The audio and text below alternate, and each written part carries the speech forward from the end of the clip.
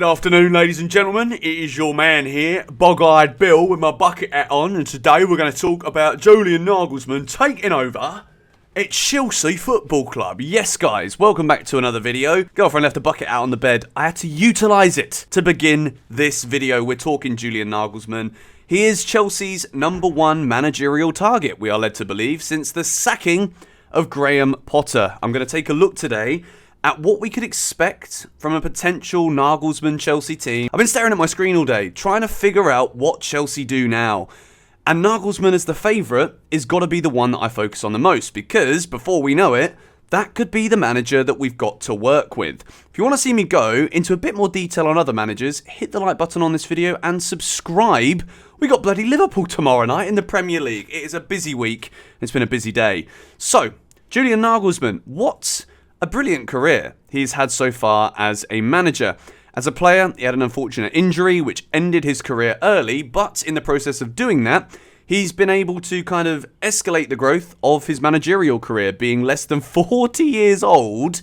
We're talking around, like, Potter was, I think, 47. This is an incredibly young manager with an incredibly rich history of success at a very young age, which can be, sometimes when you look at the Bundesliga, I think a lot of what he achieved at Bayern Munich, winning the league, winning the cup, I think the biggest achievement from what I've done with the digging with Nagelsmann is taking Hoffenheim, a team that were battling relegation, into the Champions League. This is an incredible uptake in fortune, and it all came from the systems that Julian Nagelsmann put in. Nagelsmann is known as a meticulous manager, where every single player out there on the field knows the role in both defending transitions and when going forward. He is meticulous to the point where there is a structure for the team, but individual roles are planned out to a T. At Hoffenheim, there was 5 defenders, very narrow going forward with 2 strikers up top. And it is something that I think with this Chelsea team, when we talk about how Chelsea could look in a defensive structure with Nagelsmann. Look at this graphic that I've made here on the screen. Levi Colwill, you will notice, plays a lot in what I say today, because one of the big traits of a Nagelsmann team is centre-backs who are competent on the ball.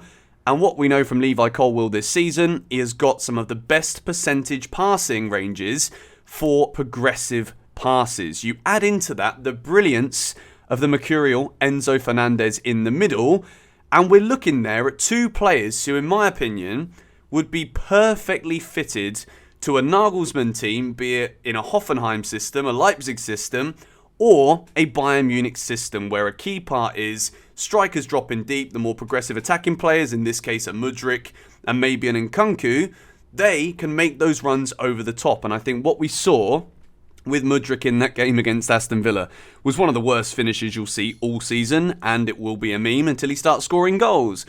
But if Chelsea were to sign a striker like you see here, like a Victor Osimhen, who can hold up the ball well, that allows for defences, the teams that we're playing against, defences get a bit confused. It draws players out and allows for players like Enzo, players like Colwill, to get that ball over the top and into the space for players like Nkunku and Mudryk to run onto. So that is something we often see in a Julian Nagelsmann team.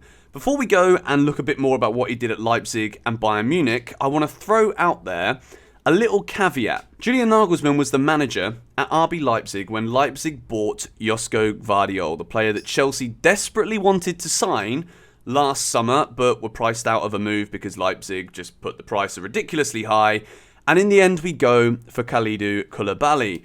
Whoever the new Chelsea manager is has got to be very aware that despite Thiago Silva being an ever-present until this recent injury, and probably being the best defender at the club, the future needs to be planned knowing that Koulibaly and Thiago Silva aren't going to be here forever. So when we talk about a project manager, Julian Nagelsmann fits that bill because he's done such a good job in all 3 places that he's been. And I think Todd Boehly would love to give him the time to implement things that we've seen at those clubs at Chelsea. So, Josko Gvardiol, could Chelsea reinvigorate the interest for the centre-back, and could Nagelsmann be a key in Chelsea beating the likes of Liverpool, Manchester City, who are also heavily linked with the defender? I think when we're realistic, as much as we're happy with Badiashile, we're talking today about Levi Colwill being a breakthrough potential player in a Nagelsmann Chelsea team, be that with 3 at the back or 4. I think Gvardiol could just be that signing. Or is Badiashile going to be the man? Levi Colwill prefers it on the left side. So does Badiashile. They're both left-footed. Wesley Fofana, I think, is absolutely going to be in that Chelsea backline, be it a 4 or a 3 for the future. Let me know your thoughts. Would Chelsea be beneficial to go for Gvardiol if Nagelsmann was to take charge? Another thing we see here in all of the formations that I'm going to show you is Reece James and Ben Chilwell. If Nagelsmann ends up at Chelsea, if we end up seeing narrow attacking where, like we saw at Leipzig with Julian Nagelsmann, what we saw was a lot of the time the pitch is very, very narrow. Timo Werner coming inside, and if only we had Timo, he scored 34 goals under Nagelsmann. But let's take a look at what Chelsea could look like with a 3 at the back, similar to a 3-4-3 that Nagelsmann implemented at Leipzig. This graphic here, again, this is saying that we're going to sign Victor Osimhen. He's my number 1 striker target. I used it for this video.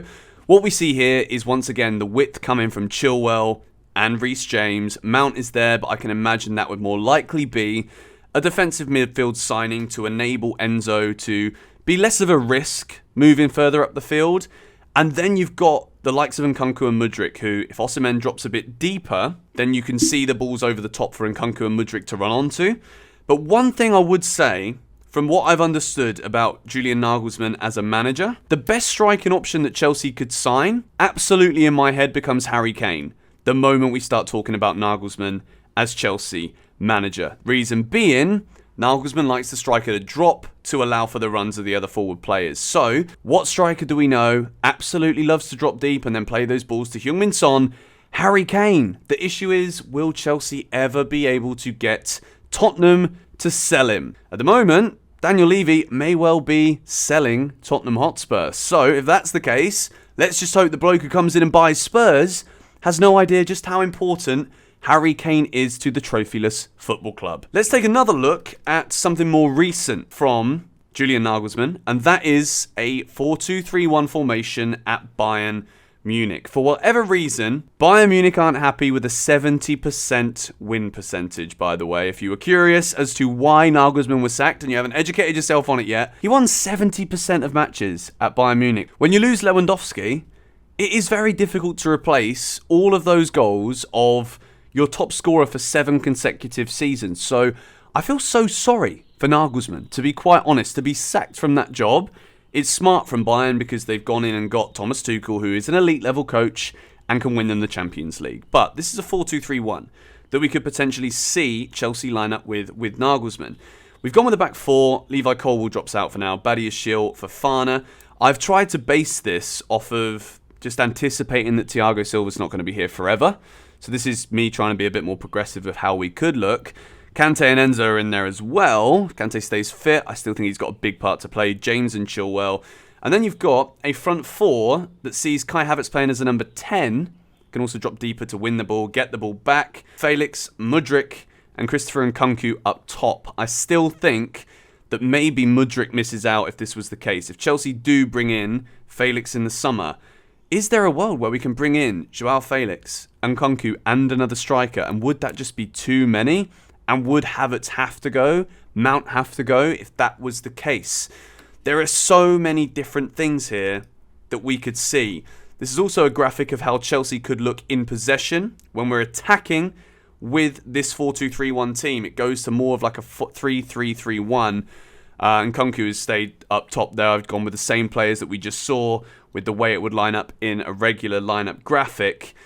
But I do think the flexibility of what we've seen from Nagelsmann during his career, 5 at the back with Hoffenheim, 3 at the back predominantly with RB Leipzig, going narrow up front with those runs in behind, and the 4-2-3-1 and 3 at the back variants that we've seen with Bayern Munich.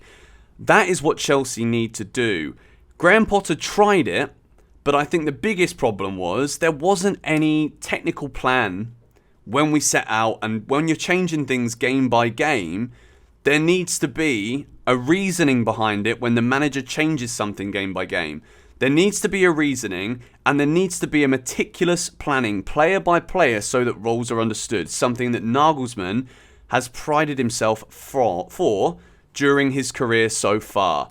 The job he did at Hoffenheim, in my opinion, is what sells it for me, to be quite honest. To take them from relegation fodder up to Champions League places is incredible. The Leipzig team as well, that is where you get to see the identity of a Nagelsmann team. The press might not be as intense as maybe a Flick Bayern Munich team, but I think the way that Nagelsmann got that Leipzig team playing, to finish second and third as well in the Bundesliga, was fantastic. And then at Bayern Munich, it's just, that's the way it goes. When top coaches are available and people are disappointed with maybe entertainment value at the highest level, that is all it takes for the axe to come down. However, I'm excited about the potential of Julian Nagelsmann. When Eunice and I talked about it, we thought it was impossible because we didn't see any way that Bayern Munich would sack Julian Nagelsmann mid-season, when we thought that Potter should have been sacked 6 weeks ago. He's now available, and Chelsea have got connections right there. Christopher Vivell worked with him at Leipzig. You've got the potential to maybe bring Vardiol in because of that connection with Nagelsmann from Leipzig. I think that this could be a dream for Chelsea. However, we also need to discuss that because he's so young, the Premier League is a different kettle of fish. We have seen managers come to this league before, and now it isn't as easy to do what, well, Tuchel didn't really do it in the Prem, he did it in the Champions League. What Conte did when he came to Chelsea. It is less and less likely now to see managers from abroad come, implement something totally different to what the club has been used to, which under Graham Potter it's been mediocre at best. It's very hard to come and make an impact and get immediate success. It's also hard for Chelsea fans to be patient because we are used to success. But I don't think this ownership is going to be willing to swallow multiple pills when it comes to potentially getting appointments wrong. So will Nagelsmann be in charge in time for Real Madrid? I'm not sure. Only if Christopher Vivell has that absolute guarantee that he believes that Nagelsmann is the man, and Nagelsmann wants the move, and Chelsea are willing to pay whatever compensation necessary to Bayern Munich, then I think we could see this happen. There's a lot of potential, but it's not a guarantee. Let me know your thoughts in the comments down below.